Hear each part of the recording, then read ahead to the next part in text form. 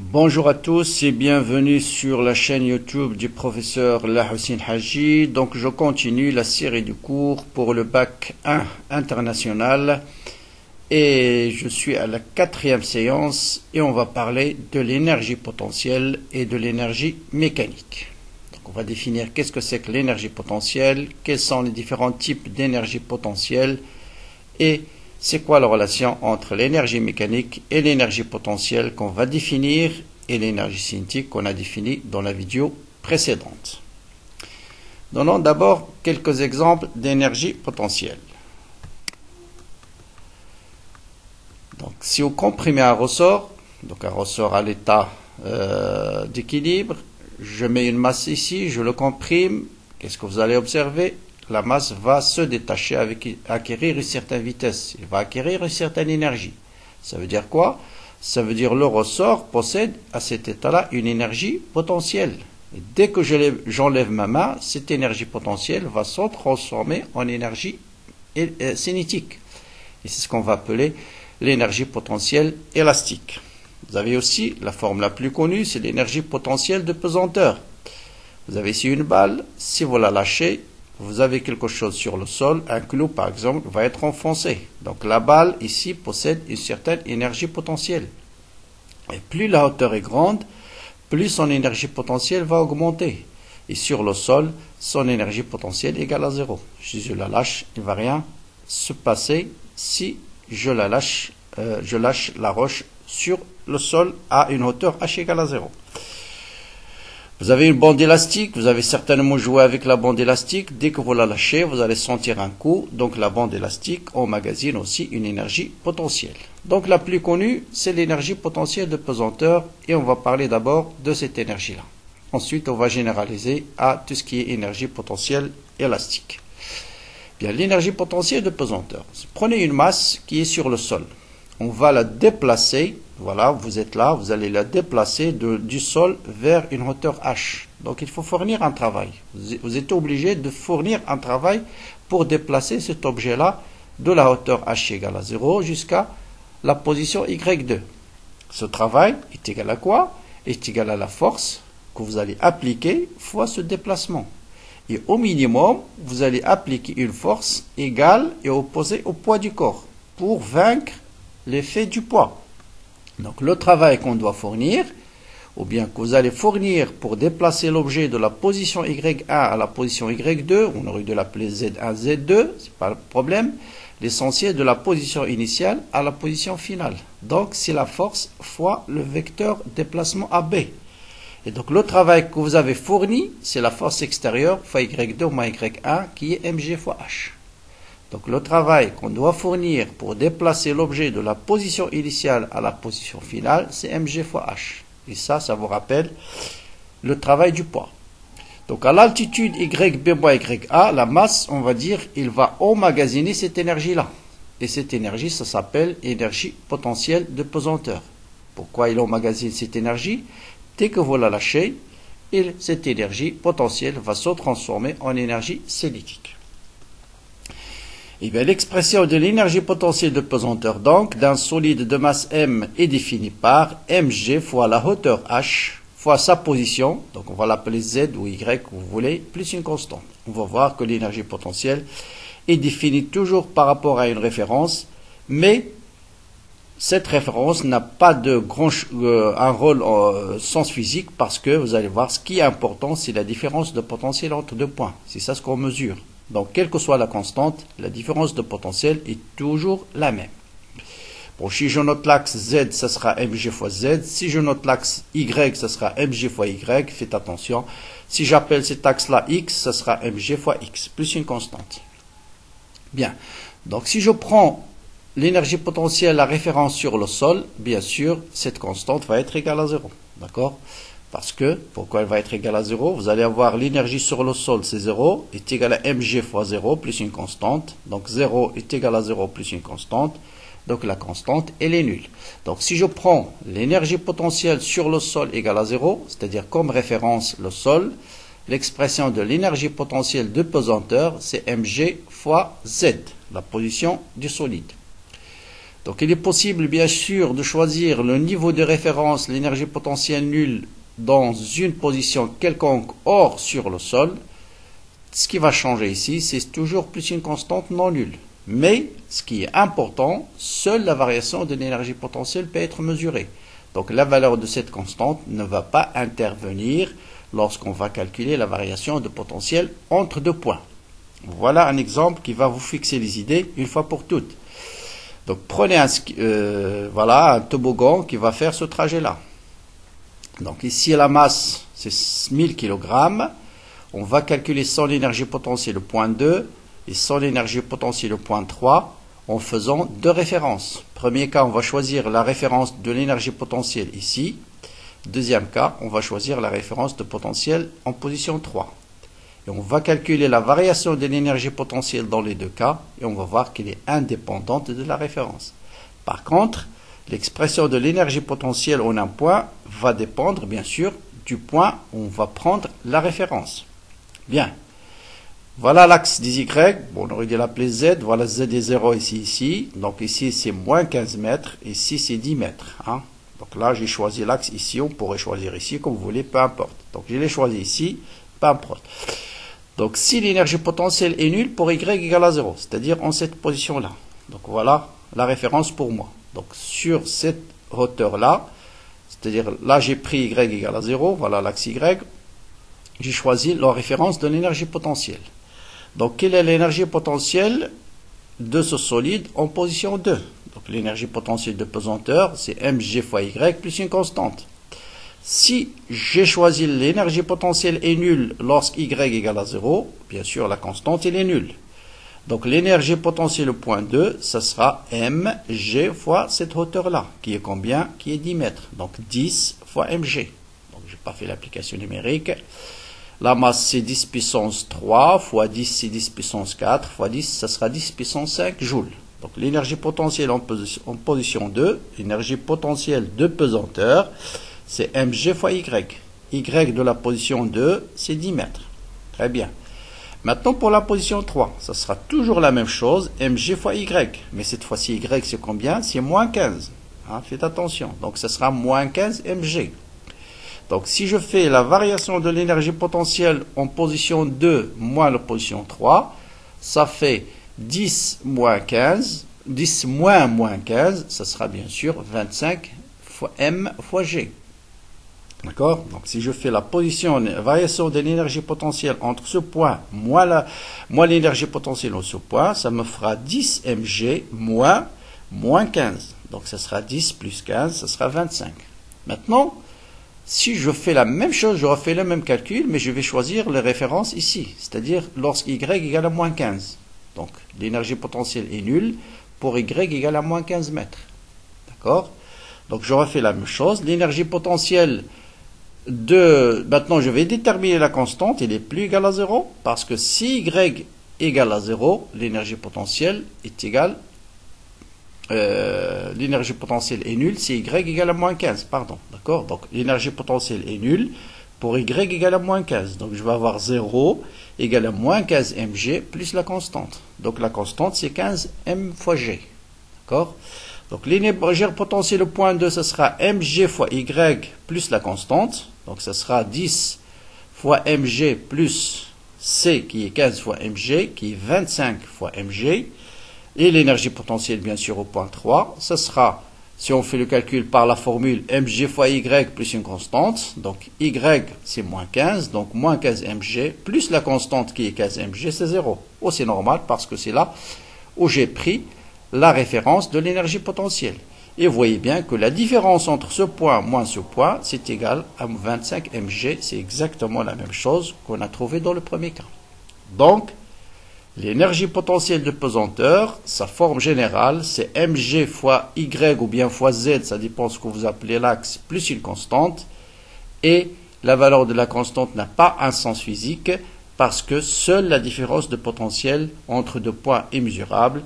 Et la différence de potentiel, vous voyez qu'elle est indépendante de là où j'ai pris la référence. Bien. Maintenant, on va parler de quelques propriétés de l'énergie potentielle de pesanteur. Prenons un solide qu'on va lâcher dans une position ZI et il va se déplacer jusqu'au sol que j'ai pris comme position finale.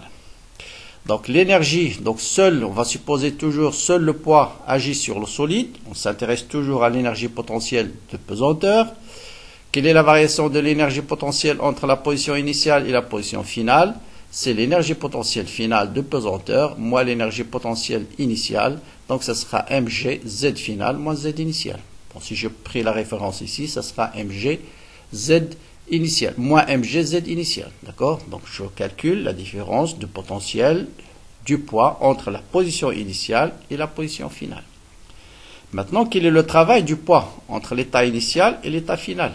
Donc le travail du poids, bien sûr le poids, son travail ici est moteur, ou bien ce sera mg, la formule générale, z initial moins z final, et c'est z initial moins z final, c'est h.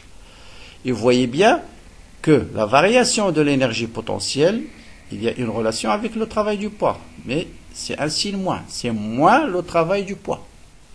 Donc la variation de l'énergie potentielle de pesanteur entre une position initiale et une position finale, c'est égal à moins le travail du poids. Donc voyez la démonstration, c'est très simple. On a calculé l'énergie potentielle du poids, j'ai calculé le travail, et vous voyez bien qu'il y a un signe moins entre ces deux formules. Donc ça c'est la première propriété de l'énergie potentielle de pesanteur. Donc la variation de l'énergie potentielle entre deux positions est égale à moins le travail du poids effectué entre ces deux positions-là. Maintenant, quelques formes de l'énergie potentielle. Donc l'énergie, comme on a dit, c'est la capacité à effectuer un travail. Donc j'ai partagé l'énergie en deux grandes classes. Il y a l'énergie cinétique qui est toujours associée au mouvement. Il y a l'énergie potentielle. Dans l'altitude, système pesanteur par exemple, dans l'altitude change. Mais il y a d'autres types d'énergie potentielle. L'énergie thermique, d'accord? Système dont la température change. L'énergie électrique, si vous changez la tension ou le courant.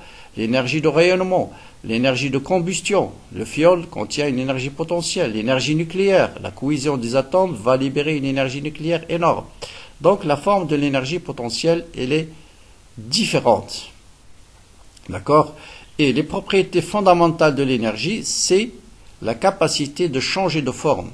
Elle se transfère, elle modifie sa nature, mais bien sûr, l'énergie ne peut pas être créée. C'est juste on transforme une forme d'énergie sous une autre forme d'énergie. Donc dans une centrale électrique, par exemple, on transforme l'énergie mécanique en énergie électrique. Bon, d'abord l'énergie mécanique en énergie thermique, ensuite en énergie électrique. Bien.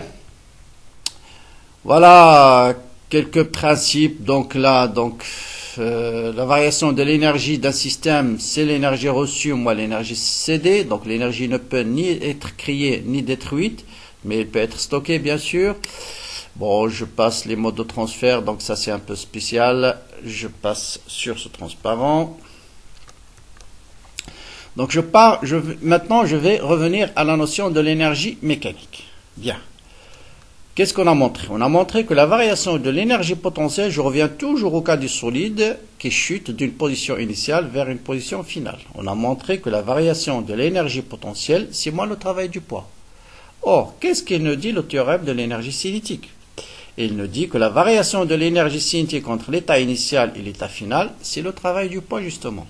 Et donc, vous voyez bien que la variation de l'énergie cinétique plus la variation de l'énergie potentielle va être nulle. Donc l'énergie potentielle initiale finale moins l'énergie potentielle initiale doit être égale à la variation de l'énergie cinétique initiale moins l'énergie cinétique finale. Ceci va nous permettre de dire que l'énergie potentielle à l'état final plus l'énergie cinétique à l'état final est exactement égale à l'énergie potentielle à l'état initial plus l'énergie cinétique à l'état initial. Et on vient de définir une grandeur physique très importante en physique, c'est ce qu'on appelle l'énergie mécanique. C'est tout simplement la somme de l'énergie potentielle plus l'énergie cinétique. Et vous voyez bien que la somme, c'est une constante lorsqu'il n'y a pas de frottement. Donc cette somme, c'est ce qu'on appelle l'énergie mécanique. Donc l'énergie mécanique d'un système fermé où il n'y a pas d'un système qui se déplace sans frottement, c'est toujours une constante. On les appelle les forces conservatives. Donc, cas des forces conservatives, c'est-à-dire le travail ne dépend pas du chemin suivi, l'énergie, la variation de l'énergie mécanique est nulle. Autrement dit, l'énergie mécanique à l'état initial est toujours égale à l'énergie mécanique à l'état final. Ça, c'est la première propriété très importante de l'énergie mécanique. Donc, d'abord, l'énergie mécanique, c'est la somme de l'énergie potentielle plus l'énergie cinétique. Deuxième point, la variation de l'énergie mécanique est égale à 0. Autrement dit, l'énergie mécanique est égale à une constante, mais si il n'y a pas de frottement. Pour un système où il y a du frottement, on verra ça sous forme des exemples, la variation de l'énergie mécanique est égale au travail des forces de frottement. C'est-à-dire l'énergie mécanique ne se conserve plus, mais la différence de l'énergie mécanique entre l'état final et l'état initial doit être égale au travail des forces de frottement. Donc voilà un petit exemple.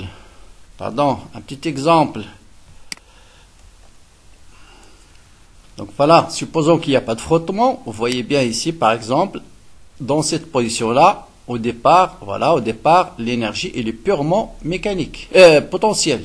Arrivé en ce point, bon, là je vais refaire. Voilà, on va arrêter ici. Hop, voilà. Arrivé là, la vitesse du solide est égale à 0. Et l'énergie potentielle, elle est maximale.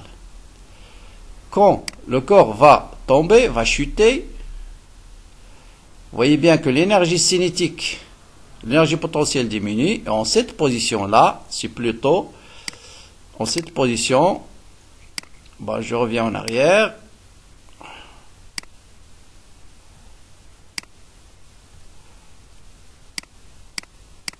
Bon. Quand le solide arrive au bout du creux, voilà, ici, hop, voilà là, s'il arrive là, cette fois-ci, c'est l'énergie potentielle qui est nulle et c'est l'énergie cinétique qui est maximale. Donc vous avez un transfert continu entre l'énergie potentielle et l'énergie cinétique. Mais l'énergie mécanique totale en surpoids est égale à l'énergie mécanique totale en surpoids est égale partout, c'est une constante. Ici, il est purement cinétique, ici, il est purement potentiel. Entre les deux, il se partage entre une partie potentielle et une partie cinétique. Mais la somme en chaque point, puisqu'il n'y a pas de frottement, la somme de l'énergie cinétique plus l'énergie potentielle, c'est égal à une constante.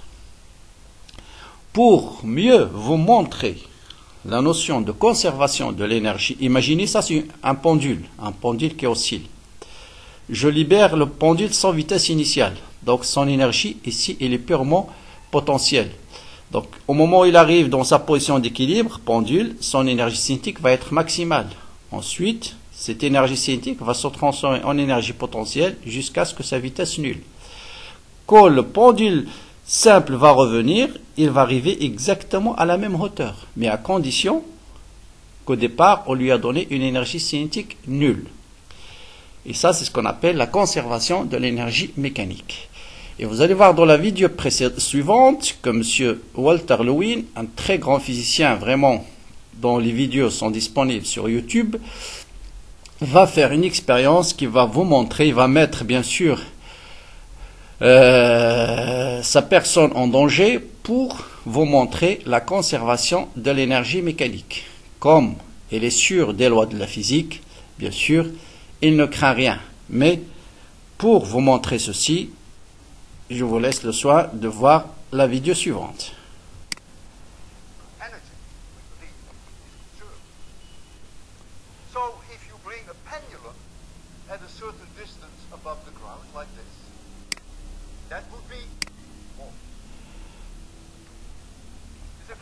Voilà, au départ, il va faire d'abord l'expérience avec du verre. Mais cette fois-ci, il va lâcher la vitesse avec une vitesse initiale différente de 0. Et bien sûr, quand il arrive à cette position, sa vitesse ne sera pas nulle.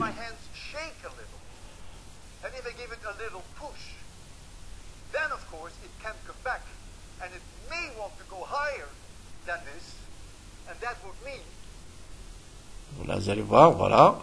Puisque la vitesse initiale non nulle, hop, il va, pendant son retour, la pendule va monter jusqu'à une hauteur supérieure à h égale à 0.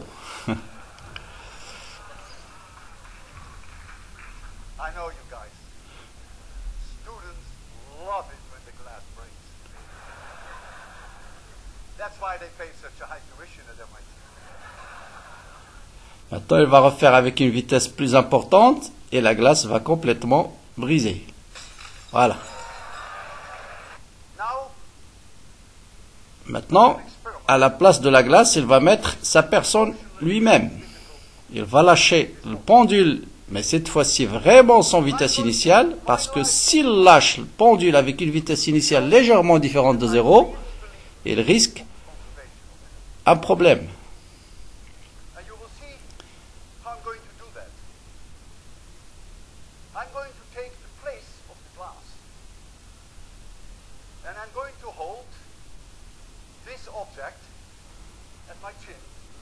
Voilà.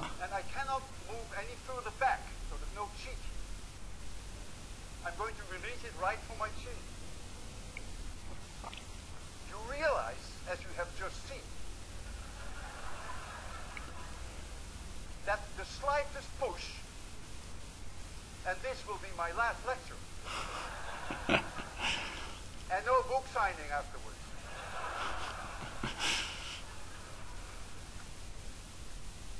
And I have to tell you something. I couldn't sleep all night. I'm going to close my eyes. I don't want to see it. And I'm going to count down from 3 to 0. Voilà. Hop, il va lâcher sans vitesse initiale. But if my hands shake a little, Mais vraiment, s'il a fait l'erreur de donner une vitesse légèrement initiale à la pendule, may want to go higher. grâce à la conservation de l'énergie mécanique, il va monter jusqu'à sa figure. Hop, il va lâcher, mais vraiment sans vitesse initiale.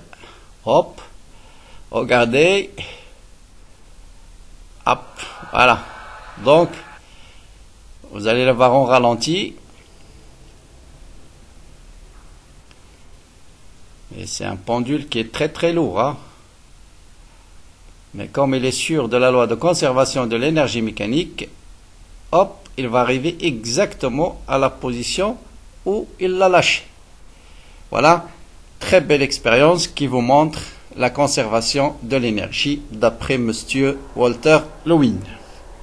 Bien, maintenant on va passer aux applications. Donc première application, voilà, vous avez une boule verticale, une boule de masse M de 100 grammes qu'on va lancer avec une vitesse initiale de 10 mètres par seconde vers le haut. On suppose qu'il n'y a pas de frottement, qu'il y a du frottement, pardon. On va supposer qu'il y a du frottement et la force du frottement c'est 0,5 newton.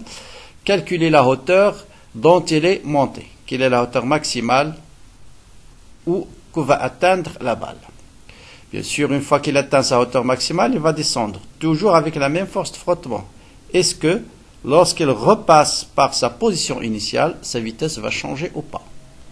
Voilà, très bon exemple d'application simple de l'énergie potentielle.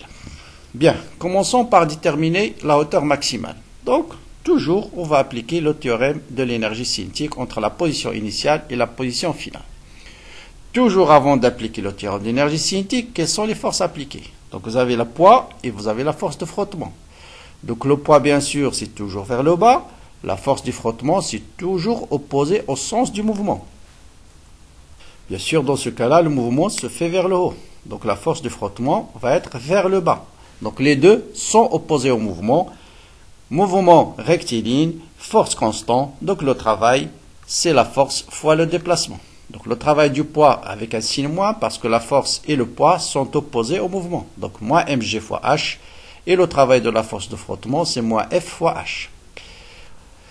Quelle est la hauteur maximale? Le moment où la balle atteint sa hauteur maximale, sa vitesse est nulle. Donc la variation de l'énergie cinétique, le théorème de l'énergie cinétique nous dit que l'énergie cinétique au point B moins l'énergie cinétique au point A, c'est la somme des travaux de toutes les forces appliquées. Toutes les forces appliquées. Et on a deux, le poids et la force de frottement.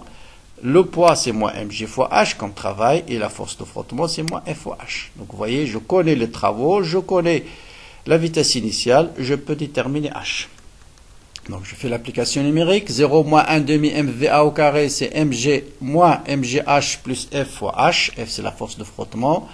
Je simplifie par moins 1 et je multiplie 2 de l'autre côté. Je factorise par h. Et donc, je détermine H qui est égal à MVA au carré sur 2 facteurs de mj plus F. Je connais la masse, je connais G, c'est 10 mètres secondes moins 2. La force est donnée. La vitesse initiale est donnée. Donc, je peux faire l'application numérique et ça vous donne exactement 4 mètres. D'ailleurs, vous n'avez pas besoin de calculatrice. 2,5 fois 2, c'est 5. 100 sur 5 et 100 fois 2, c'est 20. Et 20 sur 5, ça vous donne 4 mètres. Sa vitesse V' quand elle repasse cette fois-ci par le point du lancement. Donc faites attention, pendant la descente, le poids et la force de frottement ont des sens opposés. Voilà ce qui va changer. C'est très important ça. Maintenant, le sens du mouvement, c'est celui-là, pendant la descente. Et la force du frottement, c'est toujours opposé au sens du mouvement. D'accord? Donc la force et le poids, pendant la descente, n'auront plus le même sens. Toujours, il n'y a que le poids et la force qui agissent. Le travail du poids, lui, toujours est égal à mg fois h cette fois-ci avec un signe plus, parce que le poids, il a le même sens que le déplacement, ou bien z initial moins z final, c'est h.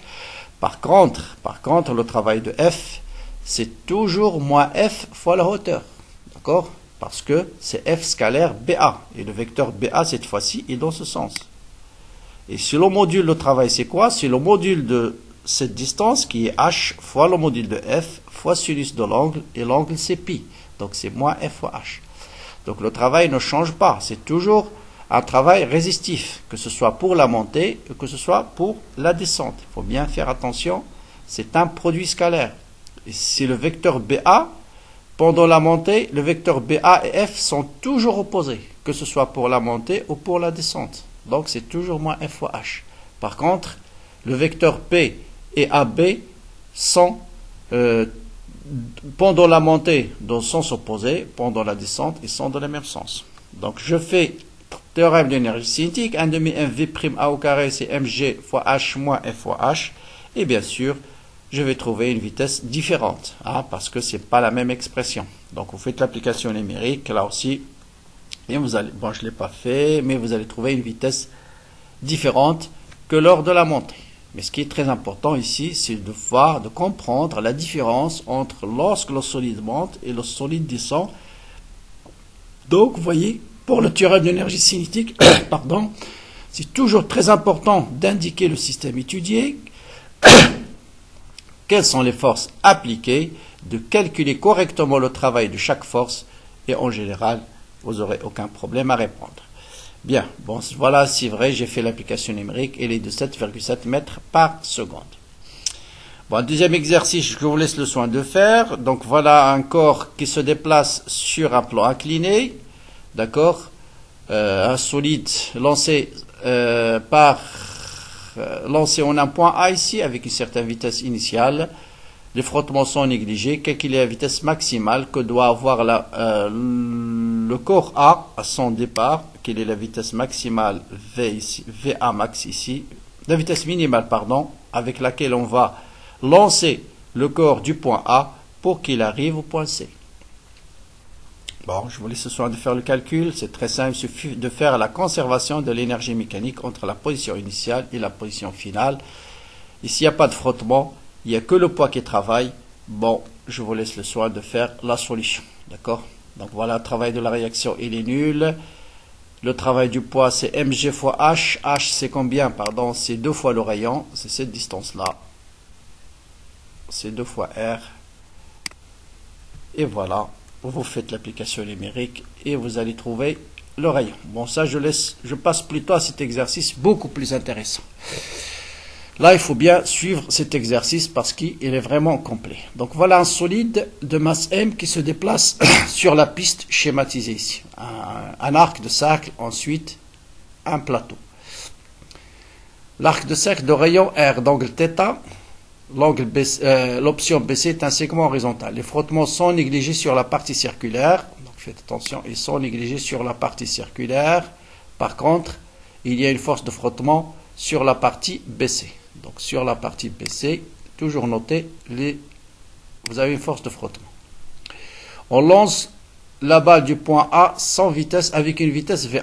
Donc voilà, vous avez une vitesse initiale VA qui est tangent bien sûr à l'arc.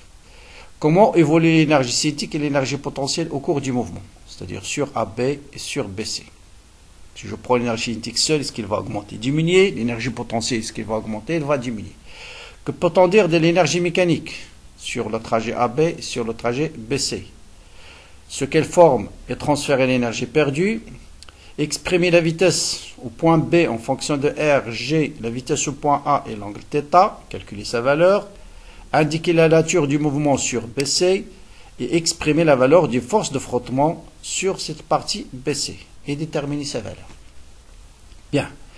Commençons donc par les questions purement de cours.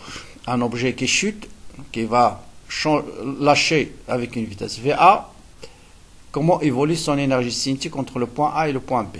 Puisque le corps descend, donc sa vitesse ne peut qu'augmenter, donc l'énergie cinétique augmente du point A jusqu'au point B. Comment évolue l'énergie potentielle?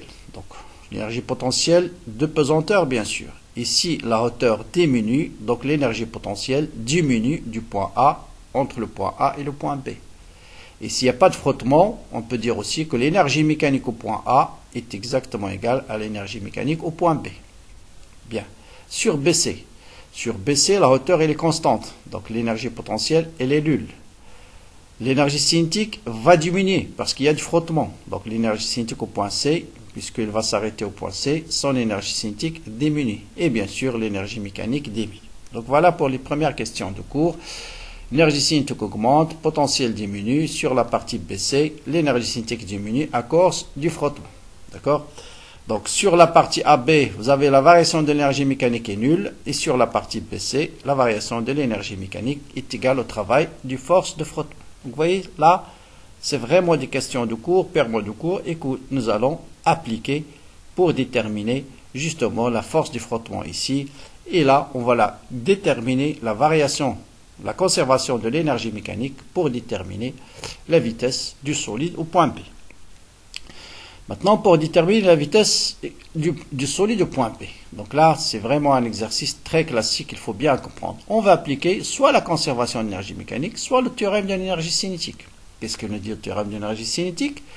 L'énergie cinétique au point B, moins l'énergie cinétique au point A, c'est le travail du poids plus le travail de la réaction de l'arc. Mais comme il n'y a pas de frottement, ce travail est nul, donc il va vous rester juste le travail du poids qui est mg fois h. Maintenant, comment déterminer h en fonction des données, qui est le rayon et l'angle θ? Bien sûr, là, il faut bien comprendre cet exercice. H, c'est cette distance. C'est la distance, la différence entre l'altitude initiale et l'altitude finale. Donc, H, c'est cette distance. Qu'est-ce qu'on connaît? On connaît R. R, c'est la distance OB. Moi, ce qui m'intéresse, c'est H. Donc, à quoi est égal H? C'est mg fois h, d'accord? À quoi est égal maintenant cette distance h là en fonction de r et de θ. Donc, vous voyez bien que h, c'est égal à cette distance r moins cette petite distance, donc celle-là. Donc, cette distance, vous voyez bien, c'est r moins cette distance-là que je note petit d. Or, dans ce triangle-là, donc ce triangle, à quoi est égal cette distance petit d en fonction de r et de θ. Vous voyez bien que cosinus θ, voilà d, c'est cette distance-là. Cosinus θ, c'est ce côté adjacent, c'est d jusque-là, distance d divisé par OA. Donc vous avez cosinus θ est égal à d sur r. Donc petit d, c'est r cosinus θ. Donc petit d, c'est r fois cosinus θ. Ça, il faut bien le comprendre parce qu'il intervient souvent dans ce type d'exercice. Très bien. Donc, je répète, cette distance petit d, c'est égal, ou bien cosinus θ, donc petit d. Petit d égale. Ou bien, si vous voulez, cosinus θ est égal à quoi? Est égal à petit d sur r. Or, h, c'est quoi? C'est le rayon, parce que ça, c'est un mouvement circulaire. Cette distance, c'est r, et cette distance, c'est r, moins r cosinus θ. Et le reste, c'est, j'appliquais juste le théorème de l'énergie cinétique. 1 demi mvb au carré moins 1 demi mva au carré est égal à mgr. Je factorise par r, facteur de 1 moins cosinus θ. Je connais va, je connais θ, je connais r, je peux déterminer vb. Donc en simplifiant par m, je calcule vb au carré, je passe à la racine carrée VA au carré plus 2J fois R facteur de 1 moins cosinus 30. On connaît le rayon, on connaît G, on connaît VA. Je vous laisse le soin de vérifier l'application numérique. C'est 4,32 mètres par seconde. Maintenant, indiquer la nature du mouvement sur la partie linéaire BC, puisqu'il y a de frottement. Donc, ce sera un mouvement rectiligne uniformément retardé. Au départ, vous avez une vitesse. À la fin, la vitesse est nulle. Donc, c'est un mouvement uniformément retardé. Exprimer la valeur de la force du frottement en fonction de VB, VC et D égale à BC. D'accord? Donc, quelle est la force de frottement qui agit sur la portion BC? Toujours, on va appliquer le théorème de l'énergie cinétique ou la conservation de l'énergie mécanique, comme vous voulez. Donc, quelles sont les forces qui agissent sur BC? Il y a le poids, il y a la réaction. La réaction, bien sûr, elle est opposée au sens du mouvement. Il n'est plus perpendiculaire lorsqu'il y a du frottement. La réaction, on la décompose toujours en deux composantes. Il y a la composante tangentielle qu'on appelle la force de frottement. Il y a la composante normale qui compense le poids. Rn plus P égale à 0. Or, le travail du poids, il est nul parce qu'il est perpendiculaire au déplacement. Le travail de la réaction normale, il est nul parce qu'il est perpendiculaire. Donc, seul le travail de la force de frottement existe sur la partie BC. Donc, j'applique le théorème de l'énergie cinétique. D'accord? Donc, le travaillation de l'énergie cinétique, il travaille du poids plus le travail de la réaction. Or, le travail de la réaction se réduit au travail de force de frottement. Et puisqu'il est opposé à BC, donc ce sera moins F fois la distance BC. J'applique le théorème de l'énergie cinétique. 1 demi MVC au carré moins 1 demi MVB au carré est égal à moins F fois BC. Donc, je connais VB, VC égale à 0. Je connais la distance D parcourue, on me le donne M. Vous voyez qu'on retrouve la force est égale à 0,36 newtons. Voilà pour le théorème de l'énergie, pour l'énergie potentielle, pour l'énergie mécanique. Bien sûr, on peut calculer l'énergie mécanique en ce point est égal à l'énergie mécanique en ce point et faire le calcul, c'est la même chose. Hein. Dans ce cas-là, théorème d'énergie cinétique ou conservation d'énergie mécanique, il est la même. Bien, donc voilà, je vais donner un autre exemple, mais vraiment ça concerne les élèves de sciences maths, parce que les élèves de sciences X ne font pas de particules dans un champ électrique. Donc c'est un exemple supplémentaire, le cas d'une particule lorsqu'elle est placée dans un champ électrique. Donc voilà par exemple, on envoie ici une particule avec une vitesse initiale de charge Q, dans une région où il existe un champ électrique E, c'est-à-dire ici vous avez un potentiel U1 et un potentiel U2, et vous avez la différence de potentiel entre le conducteur A et le conducteur 2 est égale à le champ fois la distance. Je vous rappelle que l'expression de l'énergie potentielle d'une charge lorsqu'il est placé dans un potentiel V, c'est Q fois V. Donc j'applique, pour déterminer la vitesse avec laquelle la charge va arriver ici, on va appliquer la conservation de l'énergie mécanique. Ou la variation d'énergie cinétique, c'est la même chose. Donc l'énergie mécanique à l'état initial, c'est l'énergie potentielle plus l'énergie cinétique. Puisqu'au départ, la vitesse est nulle, donc l'énergie cinétique est nulle. Donc l'énergie mécanique au départ, c'est uniquement Q fois I1. L'énergie mécanique finale, c'est l'énergie potentielle plus l'énergie cinétique, c'est Q fois I2 plus 1 demi mv carré. En faisant ce terme égal à celui-là, connaissant la différence de potentiel entre les deux plaques, on va déterminer la vitesse acquise par la particule lorsqu'elle est soumise à une différence de potentiel U. Vous voyez bien que cette vitesse est égale à 2 racine carrée de 2Q E fois D. Bien, ça c'est ce qu'on appelle le cyclotron. C'est un accélérateur de particules. Voilà ce principe.